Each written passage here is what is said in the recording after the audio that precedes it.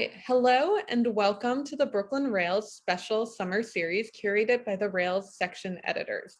During the weeks of July 19th and July 26th, we are celebrating the sections that make up the Brooklyn Rail, which you can find in print on our website for free and accessible to all. Our conversations this week will celebrate the editorial diversity covered in the Rail and here in our virtual events. I'm Laura Valenza. I am the film section editor at the Rail, and I've been the film editor for 2 issues now. And one of my favorite aspects of editing the Rail is getting exposed to so many more movies. There's so many movies all over the world being made all the time, and having our writers come to us with what they're really excited about and really passionate about, and getting to experience that excitement with them, and learning about all these new movies, and then knowing that we're going to share that passion and enthusiasm with our readers. That is probably my favorite aspect of this job. So I'm also here with my co-editor, Edward, and I'm going to turn it over to him for a moment. Yeah, so hi everybody, my name is Edward Mendez. I am the other film section editor for the Brooklyn Rail. I've been the film section editor along with Laura for 2 issues, or 100 days, as some would say. The first 100, happy to be here. And what I've really enjoyed about editing the Rail, or what I really admire about taking on this kind of role, is being able to learn about a lot of different avenues and sections of film that aren't mainstream and that tend to be much more regional. You don't get to hear them from a lot of different places around the country. And Laura and I have the benefit that we're operating bi-coastally. She is in New York. I am based on the West Coast near Los Angeles. And so we actually hear a lot of different things about film, and we hear and know about a lot of different things that are happening. And I think that's really important. To being able to engage with film globally, and thinking about how regionalism plays into that. So yeah, I'll pass it back to Laura, who will introduce our first guest for today. Yeah, so I believe both of our guests are actually on the West Coast right now, right? Yeah, yeah, awesome. Okay, so today I'm hosting Harrison Blackman. So we have both 2 of our writers from our first couple issues who are here to talk about their experiences with film. So Harrison earned an MFA from the University of Nevada, Reno, and graduated from Princeton University. Harrison's work has been supported by grants from the Fulbright, the Lewis Center for the Arts, and the Truman Library Institute. His writing has appeared in such publications as the Oxford Climate Review, Crime Reads, and the Santa Fe New Mexican. He also consults on film and TV projects. And you can learn more about him at www.harrisonblackman.com and subscribe to the Usonian, his newsletter about storytelling and design. I'm going to pass it back to Ed to introduce Ella. Great. Sorry, I just closed the bios on accident. That was my bad. Oh, do you want me to introduce Ella? No, we're good. I got it back up. All right. So Ella Turenne is an artist, entrepreneur, and a student in the PhD program in visual studies at UC Irvine. Her research focuses on Black feminist theory and media culture. Turenne's writing has been published in various anthologies, including Letters from Young Activists, Today's Rebels Speak Out, Check the Rhyme, an anthology of female poets and MCs, nominated for 2007 NAACP Image Award, Women's Work, Short Stories, Turning Teaching Inside Out, and Through the Wall. She's the founder and co-host of, and you have to help me with this, Ella, is it Film on Films or Film on Films? Film on Films. Film on Films. Okay, I knew it was one of the 2. Film on Films, a podcast that highlights the work of Haitian creatives in film and television. She was a fellow in Leadership LA and Arts for LA Active, has worked extensively on issues of mass incarceration, and is Director of Training and Development for Inspire Justice. So these are our 2 guests today. Thank you to both of you for joining us today.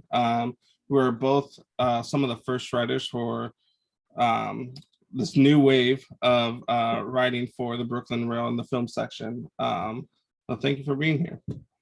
Pleasure. Thanks for having us. Thank you so much.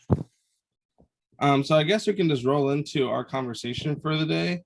And I think that we can just kind of start with some of these basic preliminary questions that we set up for today, and we can just bounce around and talk about them. But I'll propose a question, and whoever wants to start first can chime in. So, what draws you to film criticism? And is there a film that inspires your interest in how you write about film or how you think about film? I guess I could go. I could jump in. What inspires me? I guess as an artist, I'm an actor and a filmmaker, and so I really approach my writing from those two perspectives, and wanting to sort of like celebrate the work of filmmaking, which is not easy, as we all know. It's a lot of hard work to make a film, to think about its aesthetic quality, its storytelling qualities. And in particular, I really want to continue to lift up Black and Brown voices, and be able to, share insight into the work that these folks are doing, which again, like I said, is incredibly difficult work, but also really inspiring and powerful work. So I kind of got into this a long time ago when, after I got my master's degree, I was living in New York, and there was a new newspaper in the community, the Haitian Times, that had just started. And I kind of marched into the editor's office and was like, I want to write for your paper. And he looked at me like, who are you and what are you doing? But he gave me a chance, and I became one of the arts and culture writers. So I was writing about theater, about culture, music, anything that had to do with arts and culture. And I think that's where my love of writing about art, whether it's film or theater, came about, because the ability to lift up artists' work was something that became really, really important to me, especially being an artist myself. Yeah, I think I would say some similar things about like making a film is such a collaborative process with so many people involved, with so many talented people across so many different disciplines of art. They're all drawn together. So highlighting that and the artistic decisions that work is one of the things that I'm really interested in as a critic. I think one informative experience for me was like in high school, I watched like The Maltese Falcon and then like Brick, the Rian Johnson modern noir at a high school. And recognizing that like these types of movies could be in conversation with each other across decades showed me more that like there was more to filmmaking than Spider-Man 2. But that's kind of what got me into watching all sorts of things. So can I follow up with both of you? Because Edward and I were talking about how we realized that everybody in this conversation today does something artistic as well as, writing about film or editing film criticism, or, whatever else we're all doing. So can I ask you both to also maybe talk a little bit about how you see different art forms influencing each other, or influencing film, or continue to expand a little bit more about how the creative work you do also affects how you approach criticism? Yeah. I mean, I think going off of what you said, Harrison, about how film is an incredibly collaborative process, I think that's true for the storytelling and aesthetic qualities of film as well. I mean, you have to think about what a film looks like. You have to think about the sound composition. And even as a director, thinking about the acting and how you're going to motivate your actors.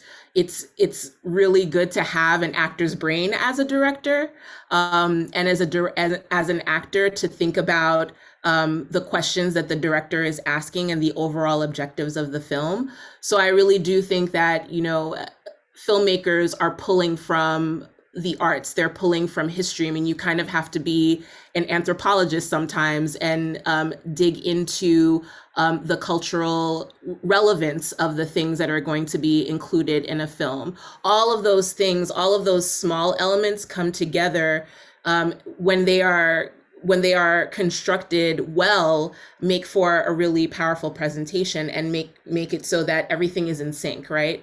And we can always tell when something is off. Like, you know, one of my pet peeves is when you have a character that is doing an accent and the accent is off or the language is off, right? So that entails having people that are involved in that process, that understand that culture and can speak authentically to it, right? Otherwise, we as the audience can pick up on that, and then it doesn't do any service to the film to have things that are included that are actually not authentic to the story that's trying to be told.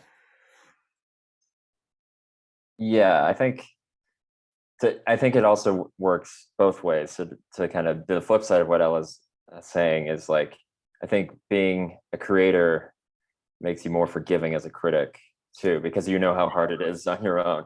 But to like the linkage between like film and then, you know, I write fiction and nonfiction, but I find that my fiction is very influenced by film storytelling in terms of like, I have an establishing shot paragraph, and then there's dialogue in there, and there's a lot of action, but then there's summary. So, or like a movie like The Aviator is like, makes me think of how to approach biography when I'm writing about people's lives, or the same thing like Mishima is like probably the most interesting biographical experiment. So like there are ways you can adapt narrative structures to other genres. Of course, you're going to have to adapt them because they're not going to line up completely. So both of you have said some really wonderful things that I keep wanting to chime in on, but there's just like no room to get in because it's so good. But I did want to offer kind of what like my go-to and thinking is to this question that I pose, and then kind of get into a little bit of what both of you have talked about with kind of melding creative aesthetics with thinking about film or with your own work outside of film. Well, my own answer to that question has always felt like I like to think of a film through this convention that a professor once like threw upon me, and it was a film is a business that's an art, but it's also an art that's a business. And some of you know this professor, his name is Michael Branch, and he just used to throw it on me all the time. And it was at the time when I was being trained as a cultural critic, and it makes a lot of sense. And it brings me back to something Stuart Hall talks about with kind of the fusion of culture and industry, that popular culture is all of that at work. It's a side of struggle. And that's what I like to think about how film operates, is that I don't want to look at film and just say this is just the popular working on us, but it's also ideology working on us. And it's also a mix of the powers that be of hegemony working upon us, but also grassroots working against it. And that tension is always really significant and important to me. And that's what I'm interested in unraveling. And underneath that, I'm really interested from my own personal experiences to delve into how race is configured within that kind of dialogue. And so I'm very interested in the way that film aesthetics are concerned with the negotiation of race and the discursivity of race in film. And that bleeds into all my own critical work that I do outside of film. And so something that you said, Harrison, about how you think about film when you're writing and how to lay something out, I'm constantly doing that. I mean, I think some of you, or most all of you, have probably read my writing. If not, you could read it in the Brooklyn Rail right now. But I like to think about my writing as a film, like, okay, let's say that James Bond opening where we have an action scene that we start with. Then let's move into an opening scene that has this number and so on and so forth. I love those beats. And I think film has taught me more about writing than any writing class I've ever taken. And I'm really thankful for that. And the last thing I'll note that was in response to something you said, Ella, about aesthetics. It always bugs me when I watch a movie that takes place in Nevada, where I was born and raised, and they pronounce it Nevada. I don't know why it drives me crazy, but the last movie I saw that did this, I think, was a horrible movie called Zombieland 2. And they have a character named Reno in it, I think, which is where I'm from. And she pronounces Nevada the whole time. and it irritated me beyond belief. I couldn't believe it. But that's just a small example of something that's very off. But there's many worse examples of this, and there's appropriations that happen that are just terrible. But that's all I'll say for now. I'll hand it back to both of you if you want to say anything. Well, Godfather 2 also gets Nevada wrong, so there's something there. That's such a good example, though.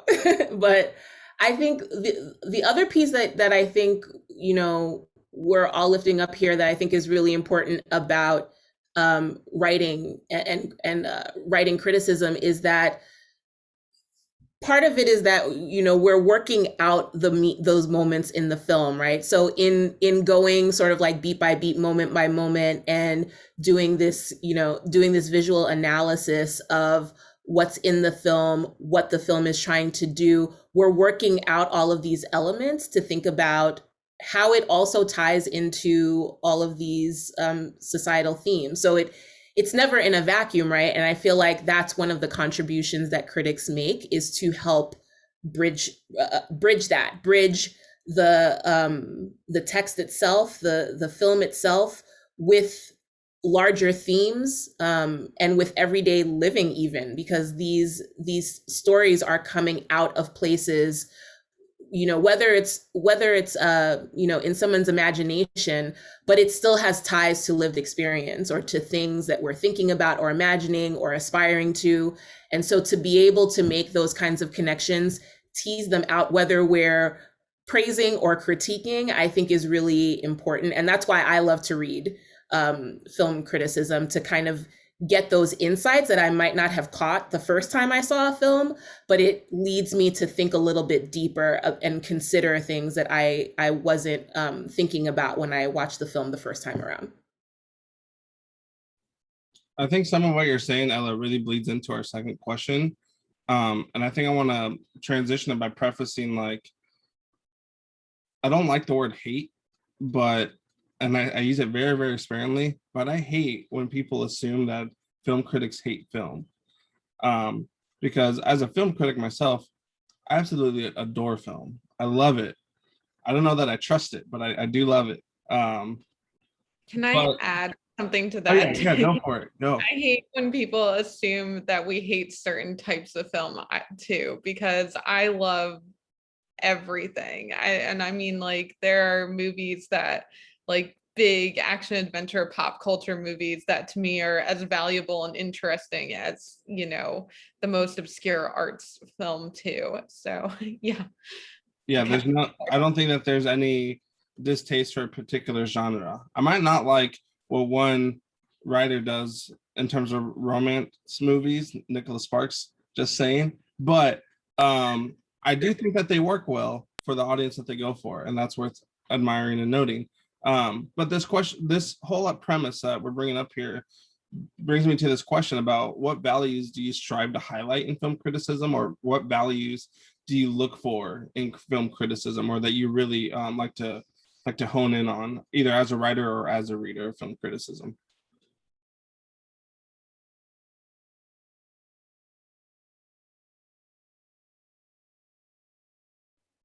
And I could start real quick. Or do you want to go, Harrison? I guess I sort of alluded to this before, but I'm really interested in, like, the genealogy of film or art, like tracking it where influences may have come from, seeing, like, historically, oh, like, if you look at this scene and this Tarantino movie, you know, that's like the most obvious examples, like, it's based off of this other thing, or all these David Lynch movies are really based on a few extensions of 1950s kind of movies. So I think that's really interesting, but that's probably because I majored in history, and so I'm obsessed with sourcing. But I think that's one thing that I am most interested in. I think for me, at the heart of it, filmmaking is about storytelling. And so I'm looking for the good story. I'm looking for the heart of the story, and really thinking about and writing about what is it that tugs at us about the story? What is it that we can relate to? What is it about it? What about it kind of ties it to a certain idea or a certain group of people or a certain issue that that we've been grappling with? So I like to sort of like think through that piece. And a good story, you just can't help but be excited about that. I also love, you know, the opportunity to think about, you know, like Ed and I have this connection in which we're interested in how race sort of like presents itself in different media texts. And so I'm interested in examining that and when it works really well and just really expresses Black culture. In particular, for me, you know, I study Black culture, Black film, and when it does that really well, that's so exciting to me, and it feels so validating. And I want to give the opportunity to celebrate that, to think through it. Are there things about that that I hadn't considered before? Again, like the questions that I could ask myself, the places that I could go more deeply, and have, you know, other people go more deeply with me. That's one of the things that I really want to do in the work that I do.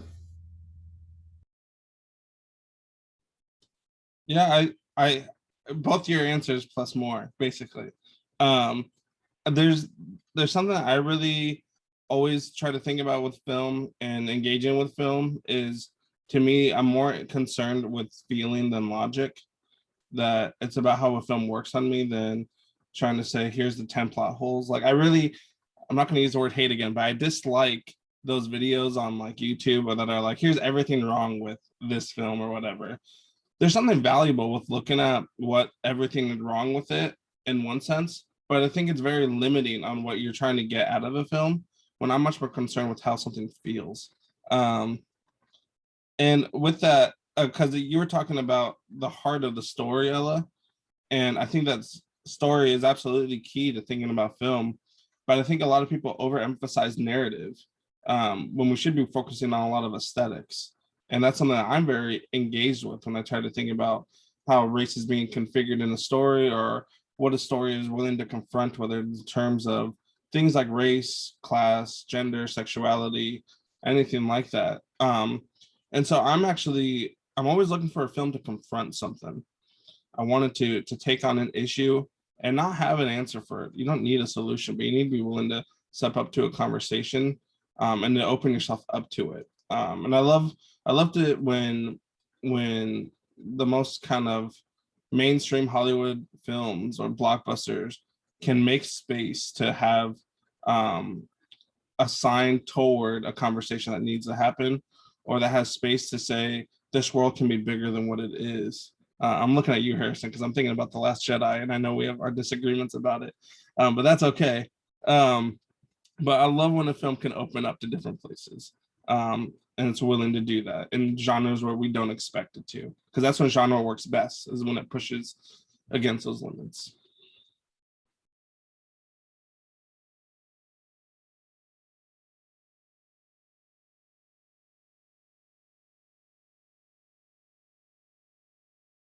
Yeah, Edward and I had a great conversation the other day talking about how important we think it is that movies make you ask questions, but not necessarily giving answers. And how that can really make or break a lot of movies for us is how good they are about digging into complexity and nuance of social situations. And and ultimately being thought-provoking, making you leave wanting to think about something further rather than being like, okay, we've tied a neat bow on it and we've solved all problems, because no movie can actually do that. So why give that illusion? Yeah, awesome.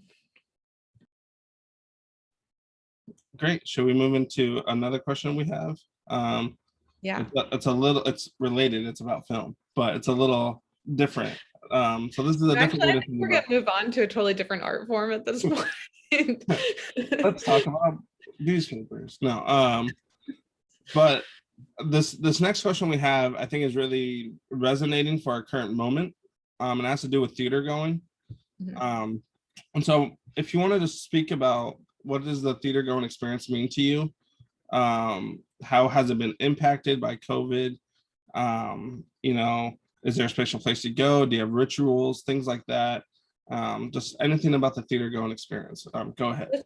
This one means a lot to Edward and I because we both kind of fell in love with movies through like an actual physical space where we were introduced to them. Like Edward talks about his job working at a video store and how inspiring that was for him. And I was the ticket seller at an independent movie theater. And that's where, you know, I mean, I was mostly there because I was working that job in the evenings because I realized I was spending my other paycheck at the movie theater. So I was like, I'm just gonna go get a job at the movie theater and watch movies for free all week long and basically spend a year watching movies. And so actually being in that space and getting to share that experience with other people and the people who visit, the people who work there, you know, that means a lot to both of us. So we really want to hear about what it means to you too.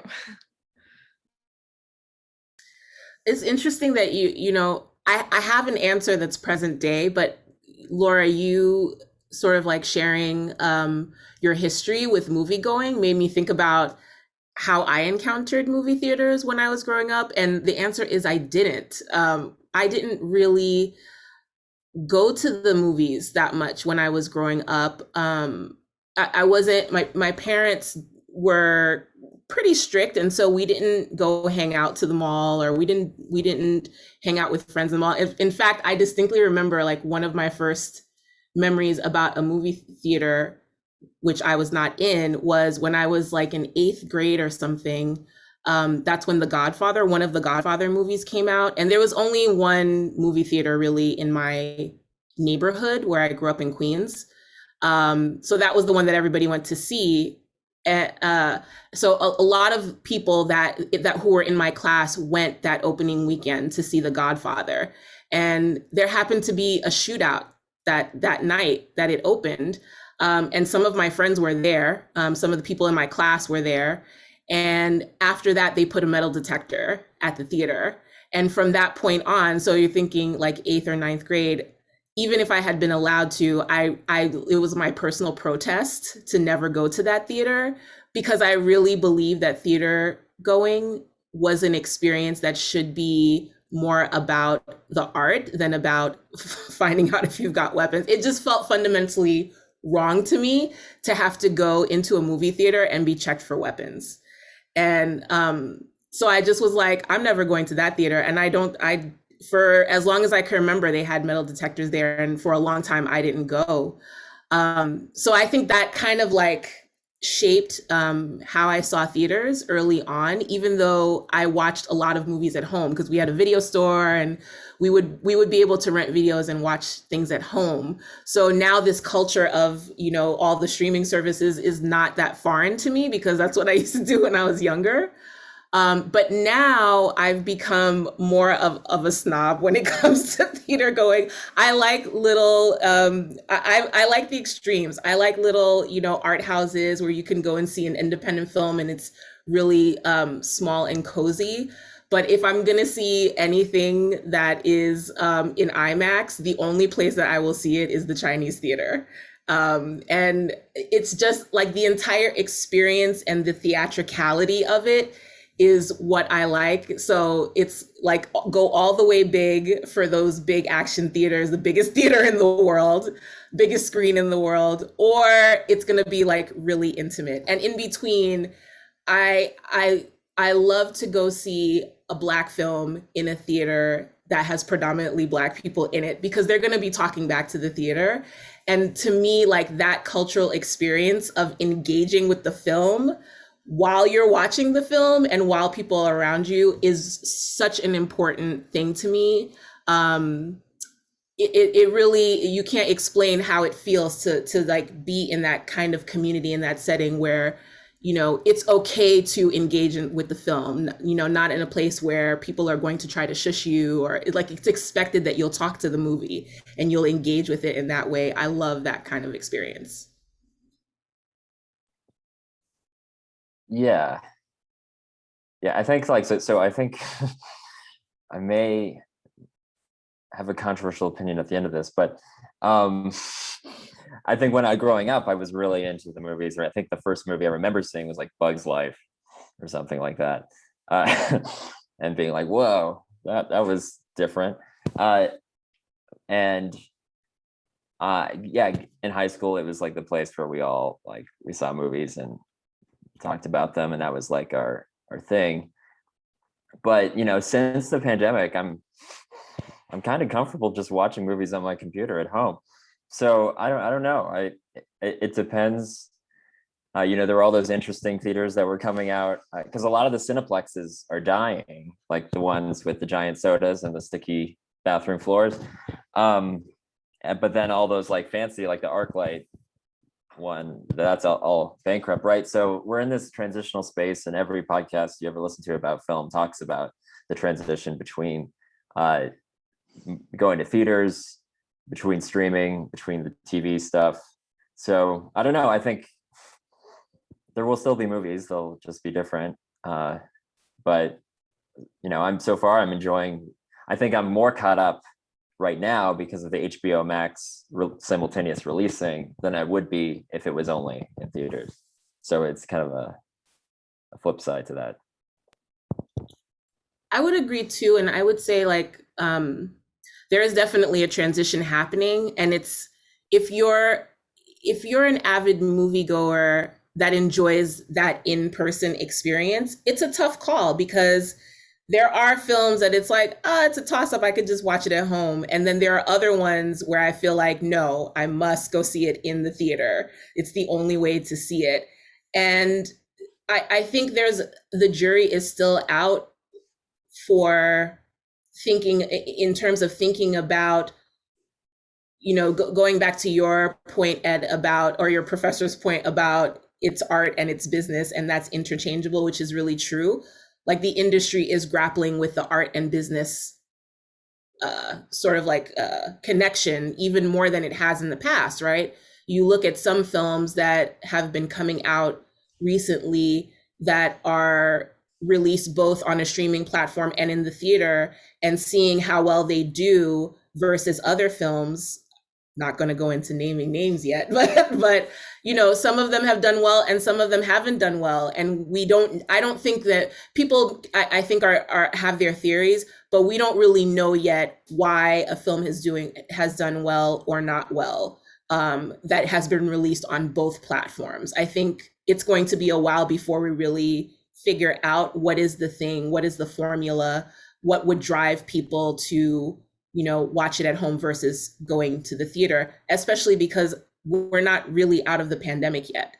So there's not really, I think, incentive to have to make a firm choice. And it's interesting to watch how this is all going to evolve and how it's going to impact actually how films are made and which films are made and when they're released and all of that.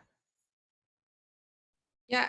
Edward, were you the one who was telling me recently about some controversy with like streaming service produced movies going to movie theaters or not going into movie theaters, and award categorizations and stuff like that? Yeah, I think I was talking about like The Irishman, how it was supposed to have a worldwide release, and then it didn't, and it had to be released for like 2 weeks in theaters, and like it played at the Egyptian, and I got to see it there.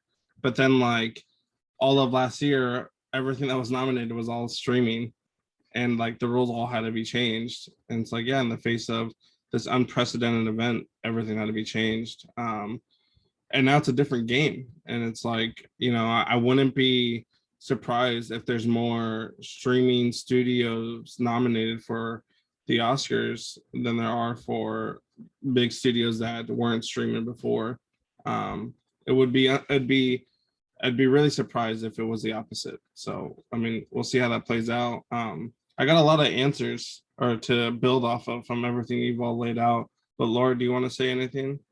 Oh, I was just going off of your last point. I think I was reading too that it's going to start blending together because I think Amazon just bought MGM or something like that. So the line between traditional production companies and streaming service is starting to really blur as well. Yeah, like Ella was saying, it's all changing and we're all experiencing the change. And it's going to be interesting to see how this plays out for 5 years at least.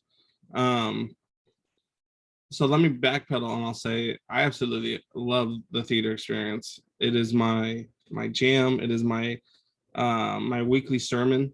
And I'm a big fan of the theater experience, not just because it's a big screen and the sound is immersive and you're in a big auditorium, but it's being there with people. It's a communal experience. And like you said, Ella, you like to go with an audience. And in your case, you want to go to a theater seeing a Black film with a predominantly Black audience. I want to see a film in a theater with people who are there because they want to see that film, not because they had nothing better going on Saturday evening. So I used to love going to midnight screenings of films, but now the midnight screenings are like 7 p.m. screenings on Thursdays, so they're not really midnights, which midnight carries a certain energy, which you don't get exactly the same, but you do get some energy, because that crowd is there because they've been dying to see this movie. And even if the movie's not necessarily like quote unquote good, there's an energy that's brought to it that wouldn't be there at a Sunday afternoon showing. At least that's how I feel about it. Like it was kind of interesting seeing a Marvel movie in theaters again, seeing Black Widow recently, and seeing how the crowd engages in it and watching it. I was kind of reminded of like, yeah, this is why I hate watching movies at home. I don't have people reacting to things I don't react to that then force me to react to it. And I think a thing film does, and not all film, I think Marvel really hits on this. They have extra long beats for audience to react. Those don't play the same when you watch it streaming. And if you're not sitting there screaming because you saw a character that you've been wanting to see for a while, if you're at home watching that, it's just not fun. There's something more to it when you watch it with the crowd. But I think that's going to speak to the kind of movies we do see that go into theaters. But I think the way that theaters operate are going to change. I think that kind of the things that like AMC and Regal Cinema have done with their like subscription services of like you get 3 movies a week or whatever it is, I think those are what's going to thrive. I think the industry, the numbers are going to look a lot different. I don't think they're going to be as big as they used to be, but I think that we're going to see a steady amount of people who do return to theaters, but we're going to have less theaters around, which makes it sad. I never went to the ArcLight. I was so sad to hear about it closing. And now I'm kind of bent on, I need to go to all these small houses that I can and see them before they're gone. So it's a really tough like game to think about that, how much I get out of that experience and how much like the best memories I have in theaters are with crowds and hearing crowds talk after, being able to actually engage with people who I don't know is sometimes really gratifying. We'll see how that plays out after the pandemic, if people talk to each other again. But it brings me all back to watching movies at home with my dad. Since I was so obsessed with movies when I was younger, my dad bought a projector and we painted a wall and we had a home theater at home. And my dad used to do something that really irritated me. He used to bring his electric guitar unplugged and practice like Santana on it while we watched the movie. And I would hear faint Santana guitar in the background. And I used to get so annoyed, but whenever my dad stopped playing, it was because something really good was happening. But then my dad was also this guy, like, oh, that house is this style. That's a really nice style. Or oh, that city. We've been to that city in Mexico. You know that city, right? Like, yeah, Dad, I know it. Can we just watch the movie? But looking back on my childhood, all the memories I have of watching film that are great are my dad interrupting it. And I'm glad I have those memories. And sometimes I think that that's what means more than just watching a movie is the memories you build around it. And I think that's really important. I think I had more to say, but that's enough for there. Good. Yeah, I love getting to experience everybody else's reaction. I love it when people start talking to the screen during a movie. That's like the best thing to me. And we had this tradition at the theater I used to work at where we'd play Jaws around the 4th of July every year. And it was a 2-screen theater and we would fill both of the theaters to the max with people coming to see Jaws. And they'd start the movie at the exact same time for both theaters. And it was great because like people would get so caught up in the movie, even though you could tell like most of the audience has seen this movie so many times, but they would still scream at every jump scare. And then everybody was so loud and there were so many people that you could hear the screaming from the next theater over too. And just was like this really cool collective experience. And then of course there are people in the audience who hadn't seen it before and this was their first amazing experience with a movie. And yeah, so I really enjoy all of that. And then Ed, to your point too about like how this pandemic is going to affect all of these smaller independent theaters, you know, I feel like this isn't the first time though that independent cinemas have really had to overcome a huge challenge. You know, there was like, I guess it must have been like 20 years ago, or no, 10 years ago maybe, when like everybody had to start switching to like digital projectors and stuff, and that really affected a large amount of independent cinemas in the country. So yeah, I don't know, there's always kind of a reinventing how to keep this, like it's like, you know, an old historic thing that's constantly still reinventing itself to be able to stay in the game. So it'll be interesting to see how things change and develop. Watch, Laura, we're gonna start getting independent art houses owned by James Cameron and they'll show Avatar every week. Oh. All seven of them. Oh, we don't know about that. The Abyss every night. Yeah. Extended cut. Right. Yeah. One other thing that I wanted to add about the communal experience, because I definitely think it is that, is I love a good film festival too, and that's another like space where that communal experience is really important, especially if it's a filmmaker who it's their first film, or it's like their highly anticipated next film, and it's like the only place you could see it is at this film festival. I mean, people really come out to support, and I feel like film festivals are great spaces because they're really about supporting the art and the love of the art. Like you said, not just showing up, Ed, because you got nothing else to do. If you show up at this film, you're like really invested in seeing that film, and then the added bonus is usually you get to hear back from the filmmaker. And some of those can be like very emotional for the filmmakers to first of all, to like see the support that they get from folks, but then to finally be at the end of this journey of having completed a film, to present it back to people to see their reaction. I know filmmakers who will like secretly go into their films and sit in the back and watch people's reaction. And when it's your film and you're seeing it projected, or even if you're an actor, it's such a powerful experience to experience the audience engaging with your work. And film festivals are the few places where you can really see that in action. That reminds me, Ella, of this, I think it's a meme of it's like David Lynch's face when he finds out you watch Mulholland Drive on your iPhone, and it's just like him like just so angry and sad.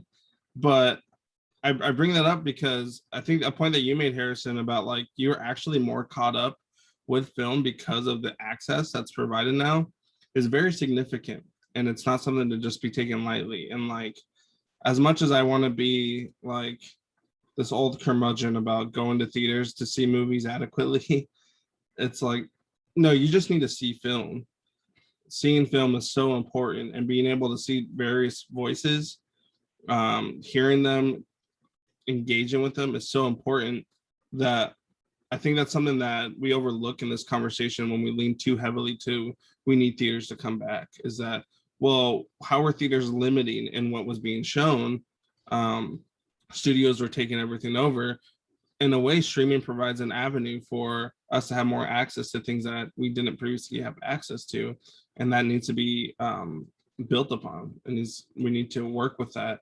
But even with that, I think my struggle is finding a space when I'm home to do the kind of work that I do in a theater. And I'm not saying I go to the theater and do work, but like a theater was a space where I was devoid of everything else, and I'm solely there for the film. That's harder to do at home, and I think that that's also hard for a lot of people to do in what kind of home situation they have. But even with that, I get stressed out by the amount of things that are streaming and what I should watch and what I'm missing out on. I mean, Ella and I, our mentor asks us every week if we watch these shows and movies that she's been wanting us to watch, and we're like, nope, not yet. And they're right there, they're available to us, but like it's hard to get to. It is, and it's hard to figure out what to watch. But I think it's worth thinking about, what am I engaging with and what am I avoiding, and being able to go to that avoid and seeing what you could really bring in. I think it's interesting too, as a writer, the way that it's changed how I watch movies, because when I'm at home on my computer, I can play something back 10 times if I want to, until I've really gotten every little detail down. But I'm also, and you can't do that in movie theater. I mean, if you want to like write about something you're seeing in a movie theater, you might have to like go back and see it like 3 times. But there's also something kind of wonderful about like going to a movie theater and going, I'm not doing anything except immersing myself in the world of this movie. And if I'm going to come back and see it again, I'm going to watch it for a different detail, but I'm only going to focus on that detail. But it's so tempting when I'm on my computer to just go, no, I'm just going to keep going back until I got everything that I needed in this one sitting. Yeah, I think being able to put the closed captioning on Tenet really makes a big difference. But And I'm wondering, that's a good question though, about even as the work of critics, like, does it change how you write something to be able to have this unlimited access to a film, versus if you were only granted a film festival pass, or you were only granted like the one ticket to go see it and then had to write about it? Like, even that changes how we engage with the films, to be able to like zero in on certain details. And I don't know if it's necessarily a good or bad thing. It's just a different, it just changes like how you would approach what you write, and what ends up showing up in your writing. Well, when I think about it in relation to the film criticism that I've done, and work in the institution that I've done, watching a film multiple times is how you do close reading. I think, like Frank Wilderson says, you watch a film 3 times, you watch it as it is, you watch it with only visuals, and then you just listen to the film.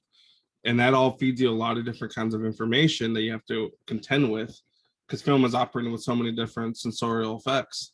But even with that, looking for details and being able to go through them over and over again produces a very different kind of film criticism than you would, as you said, Ella, if you just went into a theater with a notepad or just by memory. But I think that that difference shouldn't be seen as like a negative or anything. It should be seen as, you can dive into film very differently and see what it actually brings out. You know, if you're able to focus on the things that work and why those are really significant, you have a very different review than this narrative as a whole didn't work.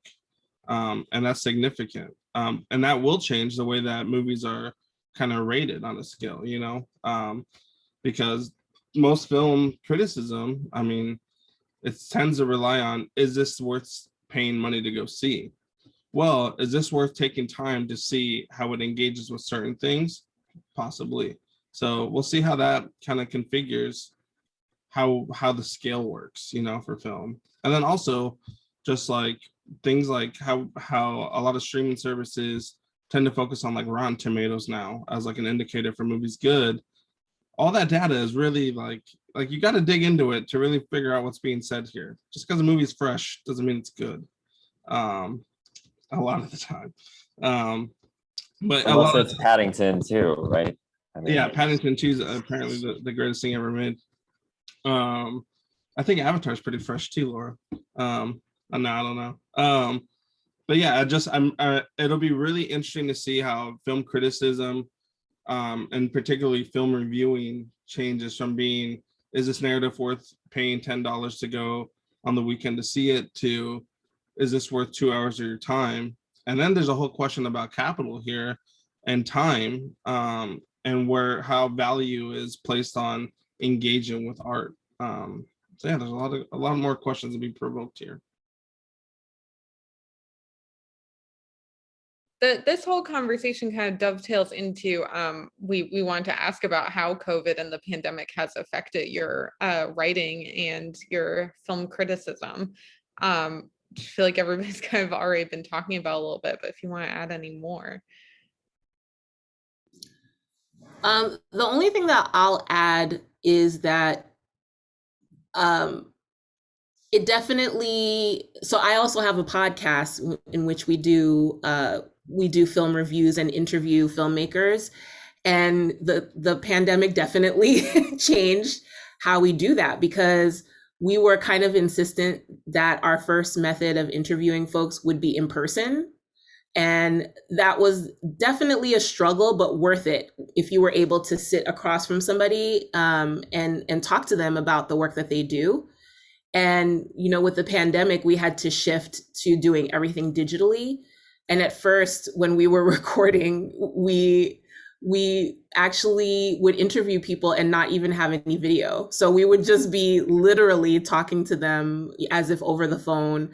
And then, you know, technology evolved a little bit. It's interesting to say that in a technology-driven world, but then we were able to do interviews with video, and it really, we kind of like realized what we had been missing in just the audio piece, which is, again, going back to why we were always insistence of having people in person.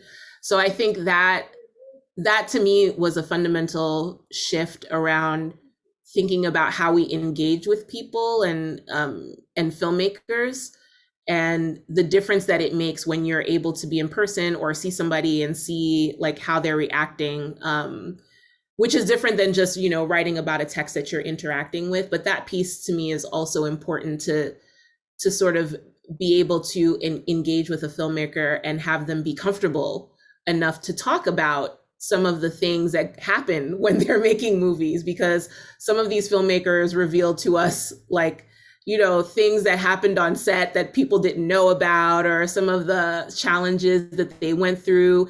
And I think if you're not able to sort of like build that rapport with people and get them to trust you enough to tell you the story, even though then it's going out to a wider audience, it diminishes what you're able to do and how you're able to like open up, you know, more of the narrative of the how of filmmaking rather than just the content of it. Yeah, I think the pandemic, like at the beginning, it was really productive. I mean, lots of people were baking bread and stuff, right? That I was writing.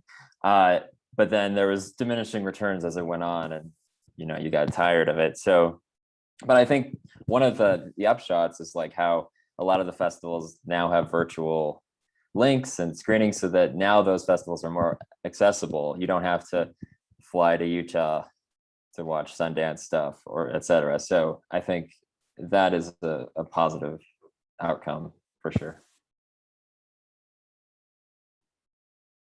Yeah, I think everything that we've stressed today has really, I don't want to see anything in a negative light. So I want to take it all as a positive, that out of COVID, we're finding new ways to engage with film, and we're challenging the conventions. And although I love the conventions because I've grown up with them, will embrace the change. I'll go whichever direction they send me. Yeah.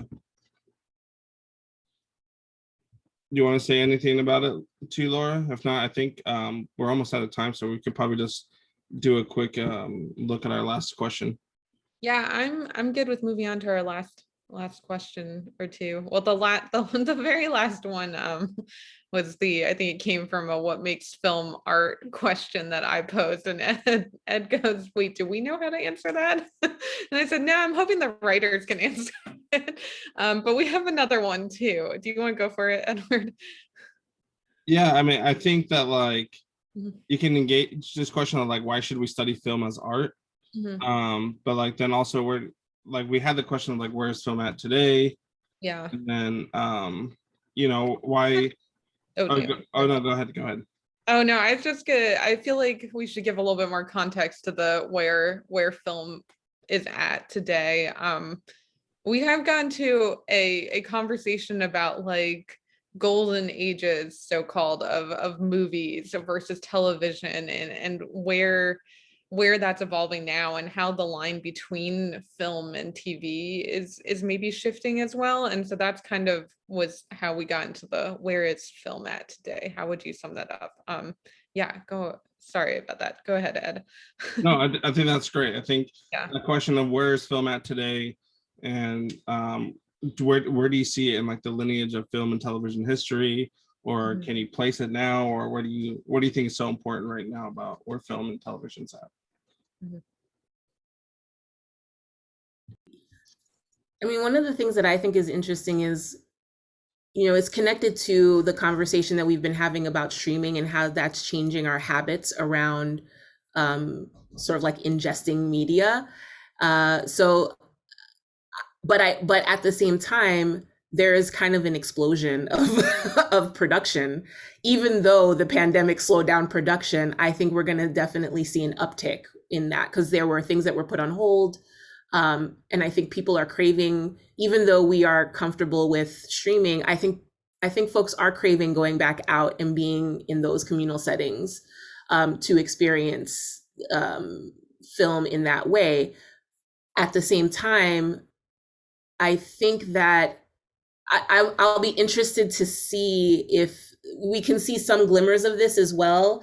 Like I think Small Axe is an example of these series that are limited, that are also that are more cinematic than televisual, and that are really incorporating more of the cinema aesthetic into the way that they tell stories in these maybe nonlinear ways that you wouldn't get in a television series, and also in the way that it's filmed, and the way that it looks, the feel of it, like you were talking about, like the way it makes you feel, right? I think we're seeing some of that, and I'm curious to see if that's a trend that will continue, because I think we are also now sort of like inculcated in this binge culture. Like we want things to last for more than 2 hours. It's like, I want to see something that's going to have a longer narrative arc, and that's going to take me some time to get through. So that's where I see like the lines are starting to blur. And I think it's really interesting, but we'll see like if the audience appetite and the industry sort of like business side of it is going to be able to sustain that. Yeah, I mean, it's been interesting, all the experimentation in the last 5 years, because like, while there's been so many more TV limited series, they're like Netflix kind of was like, well, they don't have to be 60 minutes each episode. And like in Mindhunter, there's like one 20-minute episode, and like season 1, which is like David Fincher being like, I'm just gonna mess with you, and your show's already over, so you better watch the next one. But then now a lot of these streamers are now releasing things once a week, as if it was like it was on TV. So we've gone full circle. I mean, it's interesting how this is working, and now with like the Warner Brothers HBO Max thing releasing movies simultaneously, who knows how this is going to turn out, but like, how many more pluses are there going to be? It's the question. But I'm interested to see what streaming services survive in the streamer war, and it's an exciting time, but it is a time of disruption, so that makes it exciting. Yeah, I'm curious what studios survived the streaming war. I think that'll be a really interesting question. I think you're right. There is a cyclical nature to television, film, and just media as a whole. Very soon, we're going to have that weekly show with commercials again. And those 48-minute episodes or 42-minute episodes, they're going to come back in some way, some form, and we're going to accept it. Well, I love too the new I can't remember what I was watching, but I think I saw something on Netflix where it was a Netflix show, or actually it may have been like kind of a 2-hour special or whatever, that had fake commercials in it. So there's also kind of this meta playing with the whole idea of like being on a network but watching something that's on a streaming service. Yeah. Yeah, or it'll be like like an in-program commercial with like, did you like the shirt she was wearing? Great, you can buy it here at this website. Just scan it here on your phone, something like that. But I would say that like barcodes just pop up on the screen. Product placement will never go away. No, we're gonna get all new kinds of forms of it. But we're definitely in this streaming age that I think will play out in really interesting ways, closely mirroring how television functions. But I will say that it's gonna open up to some new forms of criticism, like we elaborated on earlier. But I think it's extending the amount of voices that we're getting, and it's possibly, and I'm saying this with like carefully, that like there's the possibility of getting voices heard in spaces and venues and at levels that we never have gotten. But there's also the exact detriment of that, of what Kristen Warner calls plastic representation, and it's the fakest thing that we can get. And that's, again, that's the side of struggle. That's the industry and culture working simultaneously against each other. And we'll see how that plays out. But I think we got to go back to film criticism every time, because film criticism, film reviewing is where the dialogue is. Film criticism is not telling us how it is. It's engaging and confronting the questions that we have about what it is.